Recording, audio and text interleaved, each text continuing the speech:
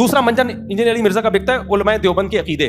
جب پھنسے گا نا یہ پہلے فضول بکواس کرے گا, رفع الیدین پر ان کے پاس کوئی دلیل نہیں ہے, کوئی حدیث صحیح نہیں ہے, کسی نے ترمذی کی حدیث کو صحیح نہیں کہا. جب ہم بات کرنے کے لیے جاتے ہیں کہ ٹھیک ہے جی میں رفع الیدین پر بات کے لیے آ رہا ہوں, بھائی اپنے عقیدوں کو پہلے صحیح ثابت کرو. رفع الیدین کی بحث تو ہم اس سے کریں گے جس کے عقیدے صحیح ہوں گے. کمبخت پھر تو بحث کیوں کر رہا تھا, تو نے ریکارڈ کیوں کروایا؟ یہ تو نے قادیانیوں کے لیے کلپ ریکارڈ کروایا رفع الیدین والا. ایک رفع الیدین پر تو علماء دیوبند کو حنفیوں کو اتنا برا بلا کہہ رہا ہے, جب وہ جواب دینے پہ آتے ہیں تو کہہ رہے ہیں پہلے کس پہ بات ہوگی؟ عقیدے پہ بات ہوگی. تمہارے تو عقیدے ٹھیک نہیں ہے. جب عقیدے ٹھیک نہیں ہے تو پہلے عقیدوں کی بات کرتا نا. رفع الیدین کو بیچ میں تم نے کیوں گھسیڑا ہے؟ پھر تراویح کی بات لے کر آیا. میں نے کہا بھائی تراویح پر بات کروں گا, نہیں جی پہلے المحند المفند پہ بات ہوگی. پھر کیا ہوا, ہم نے کہا ساری بحثیں ختم کر کے ہم نے کہا چلو کس پہ بات ہوگی؟ المحند المفند پہ. اور اس نے کہا کہ آپ جہلم آ جائیں. میں نے کہا چلو میں آ گیا, المحند پہ بات ہوگی. کہہ رہے ہیں آپ بغیر بتائے کیوں آئے ہو؟ میں تو اتوار کے دن, میں تو بکواس نہیں ہے تو اور کیا. میں تو حیران ہوتا ہوں تم لوگ اس کو سن کے ڈپریشن میں کیوں نہیں جاتے. تو فضول آدمی جو کمبخت کبھی کسی ایک جگہ ٹکا ہی نہ ہو, اور میں المحند پہ آ گیا نا, انجینئر کو میں بتا رہا ہوں ایسا بھاگے گا نا تو, جیسے خلا کے مسئلے پر تجھے چپ سونگ گئی ہے نا.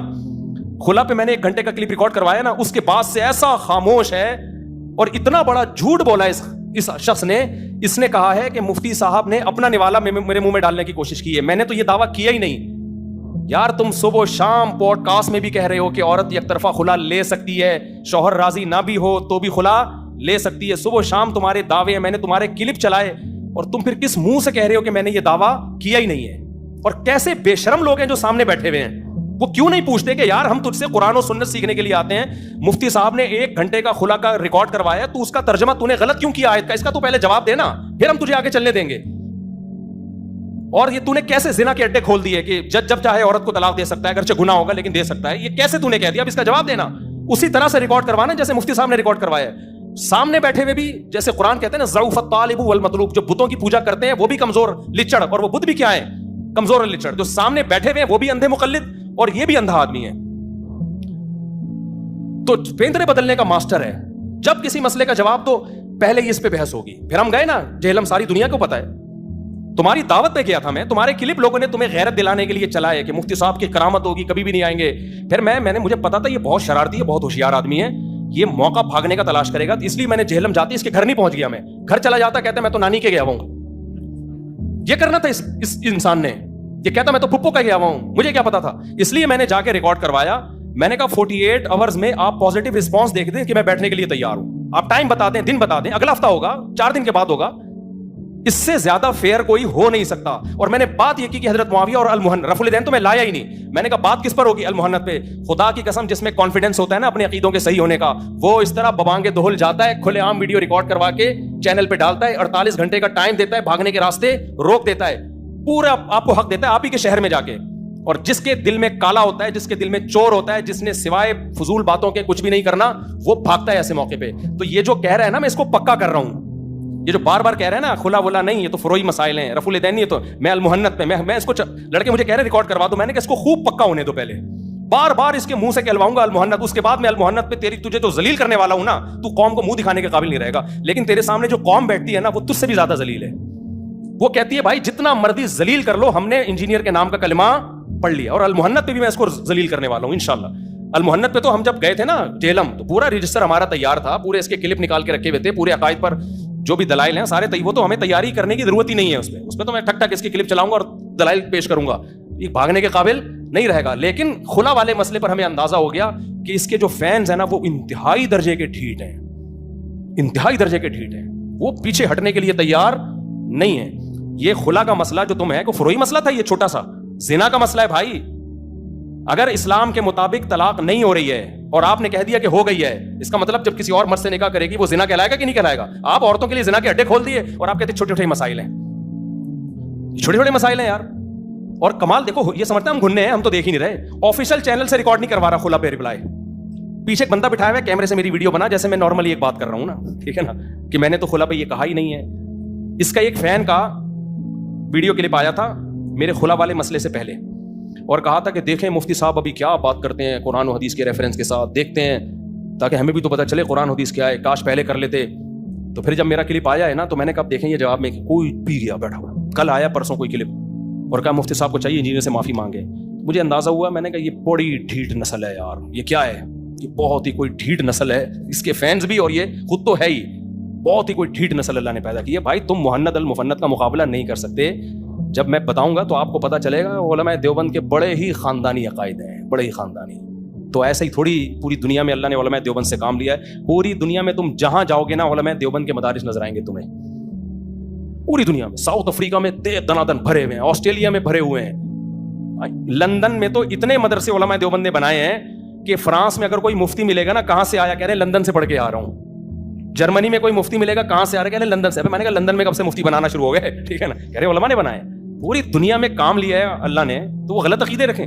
تو کچھ عقیدوں میں اس نے ڈنڈی ماری ہے, کچھ عقیدوں میں اس نے کیا کیا ہے, ڈنڈی ماری ہے. تو یہ جو بہت خوش ہو رہا ہے نا کہ یہ جواب نہیں دے سکتے, یہ جواب نہیں دے سکتے, تو میں اس کو پکا ہونے دے رہا ہوں, انشاءاللہ اس کا جواب آئے گا. لیکن اس کی جو ڈھیٹ قوم ہے نا وہ نہیں مانے گی, وہ بڑی ہی.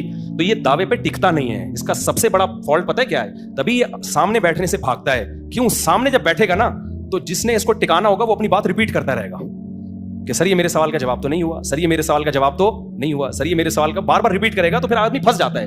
تو یہ سامنے اس لیے نہیں بیٹھتا. یہ آن لائن کھیلتا ہے کہ یہاں سے ہم نے جب جواب دیا تو وہ جواب ہی پی گیا, گھما دی بات کو, کچھ اور جواب دے دیا, یہاں سے وہ جواب کچھ اور ہو گیا. تو ایک مرغوں کی لڑائی ہو جاتی ہے.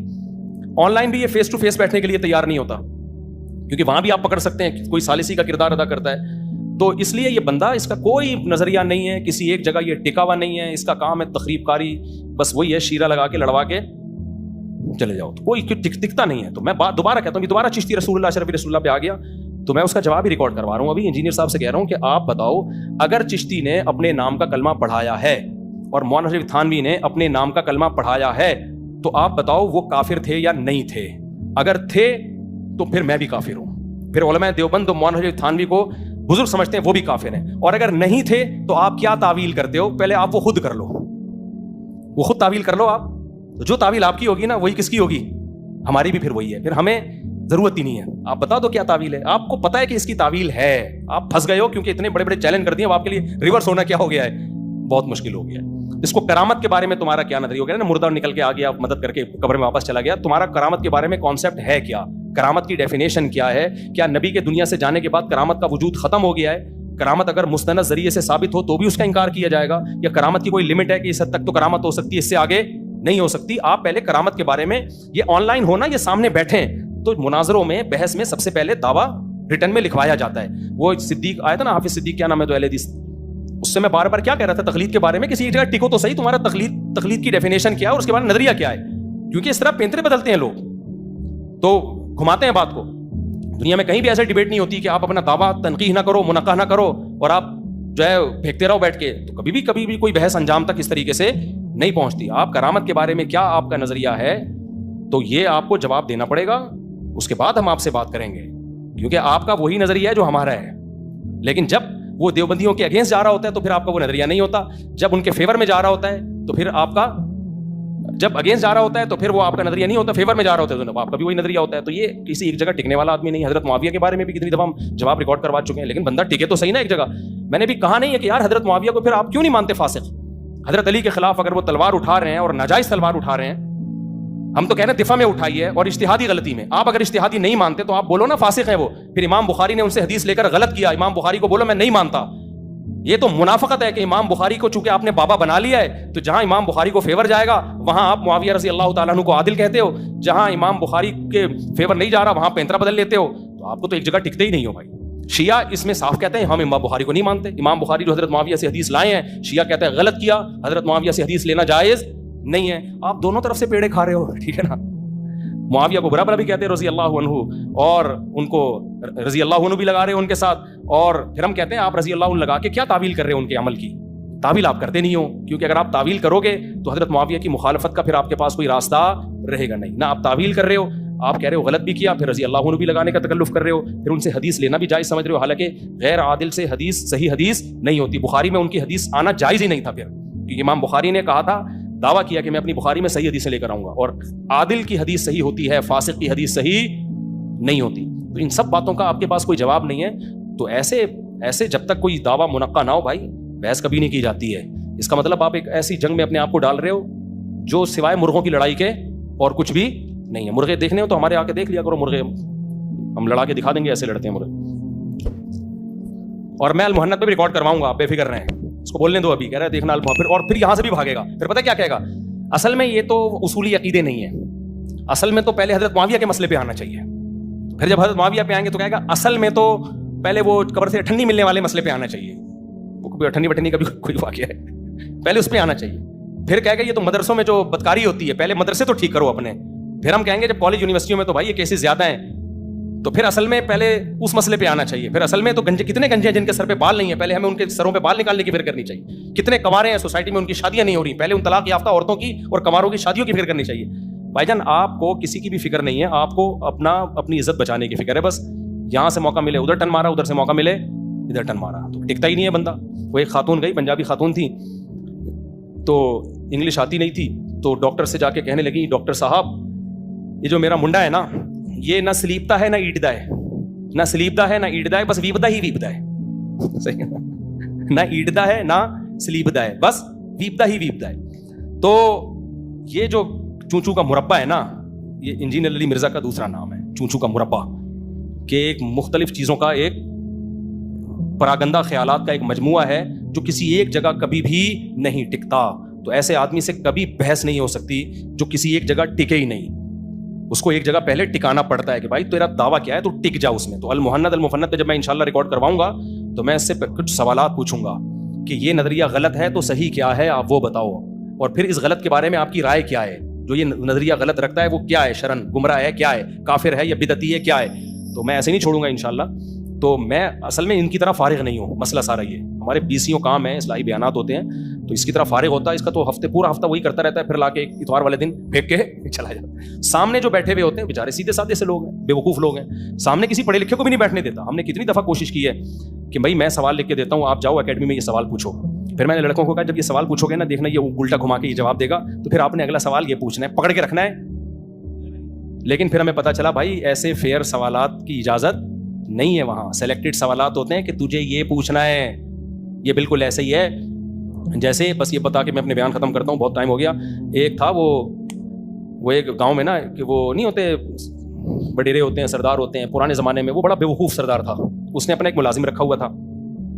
اب سردار کو کہیں پتہ چل گیا کہ لوگ مجھے بیوقوف کہتے ہیں. سردار کو بڑا غصہ آیا کہ میں تو بڑا ذہین ہوں. تو اس نے اپنی ذہانت ثابت کرنے کے لیے اپنے ملازم سے کہا کہ دیکھ تو مجھ سے کوئی پہلی پوچھ تاکہ میں جواب دوں اور سب کو پتہ چل جائے میں کیا ہوں, بہت ذہین. لیکن اس کے کان میں کہہ دیا کہ اتنی آسان پوچھنا کہ مجھے جواب آئے. اکیڈمی میں یہی ہو رہا ہے کہ دیکھ یہ والا سوال پوچھنا, یہ والا نہیں پوچھنا, یہ نہیں پوچھنا. مفتی صاحب کا عدالتی خلا پہ جو آیا ہے نا, اس پہ نہیں پوچھنا. نہ جب یہ کہہ دیا نا کہ میں نے یہ دعویٰ ہی نہیں کیا, تو یہ نہیں پوچھنا کہ سر آپ نے تو یہ دعویٰ کیا ہے, یہ دیکھیں نا, یہ نہیں پوچھنا.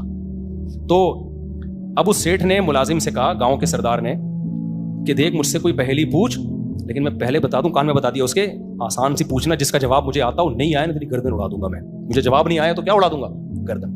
یہ اکیڈمی میں ہو رہا ہے. تو اس ملازم نے, اب بیچارہ بڑا ڈر گیا کہ یار کوئی ایسی پہلی پوچھو جس کا اس کو جواب آ جائے. بہت سوچ سمجھ کے بڑی آسان سی پہلی لایا. سرائکی میں ہمارے حضرت یہ واقعہ سنایا کرتے تھے, تو سرائکی ہی میں بولا کرتے تھے. وہ مزہ سرائکی زبان میں ہی آتا ہے کہ حضور ایک پتہ نہیں مخلوق ہے, چولہے کے گرد گھومتی ہے, پونچھ گھمیندی ہے, میاؤں میاؤں کریندی ہے. اس نے کہا ایسا نہ پونچھ اور چولہا اس سے بھی کم وقت کی سمجھ میں نہ آئے نا, پورا کلیئر کٹ بات کرو کہ میاؤں میاؤں کریندی ہے. آپ یہ سوچ رہا ہے, کافی دیر سوچ کے کہتا ہے کوکیڑ, مرغا. اب وہ ملازم کے تو ہاتھ پاؤں کانپنے لگے کہ یار میں بولوں گا غلط جواب ہے تو مجھے ہی مارے گا. ملازم ہوشیار تھا, اس نے ایسا وہ اپنا وہ رسپانس کیا نا کہ سیٹھ کو لگے کہ بالکل صحیح جواب دیا ہے. تو اس نے سیٹھ سے کہا کہ حضور لگتا ہے کسی نے دسیا ہے. یہ اتنا دماغ اللہ نے, نارمل آدمی کے پاس ایسی ذہانت نہیں ہوتی. بہت ہی کوئی لگتا ہے یہ کسی نے بتایا ہے. حضور آپ جھوٹ بول رہے ہو, یہ کسی نے کیا کیا ہے, بتایا ہے. کہتے نہیں, عقل جی دوڑ ہے. یہ کیا ہے, عقل جی دوڑ ہے بھائی, یہ دماغ کا کمال ہے. تو یہی حال ہے میرے بھائی, اکیڈمی میں سوالات پوچھنے کی کھلے عام اجازت نہیں ہے. ورنہ کتنے لوگ ہیں جو ترس رہے ہیں کہ یار ہمیں بھی آنے دو, ہم پوچھیں گے, یہ پوچھیں گے, وہ پوچھیں گے. تو وہ نہیں ہے بھائی, یہ پوچھنا ہے اور اس کا یہ جواب ہے. تو محمد بن, اور وہ سوال ایسے ہوتے ہیں, محمود غزنوی نے ہندوستان پہ 17 کیا کیے, 17 کیا کیے, جواب 17 حملے کیے. اگلا سوال ہے کس نے ہندوستان پہ 17 حملے کیے, اس کا جواب ہے محمود غزنوی نے ہندوستان پہ 17 حملے کیے. تیسرا سوال ہے محمود غزنوی نے کس ملک پہ 17 حملے کیے؟ اس کا جواب ہے جی محمود غزنوی نے ہندوستان پہ 17 حملے کیے. چوتھا سوال ہے محمود غزنوی نے ہندوستان پر کتنے حملے کیے؟ تو اس کا جواب ہے جی محمود غزنوی ہندوستان پہ 17 حملے. تو اس طرح کے سیٹ اپ چل رہا ہے. اوپن سوال پوچھنے کی وہاں کسی کو اجازت نہیں ہے. آپ نے سنا مفتی طارق مسعود صاحب کو. یہ ہیں انجینئر محمد علی مرزا صاحب کے کارنامے. کیسے کیسے کارنامے ہیں انجینئر محمد علی مرزا صاحب کے, آپ نے مفتی طارق مسعود صاحب کو سنا.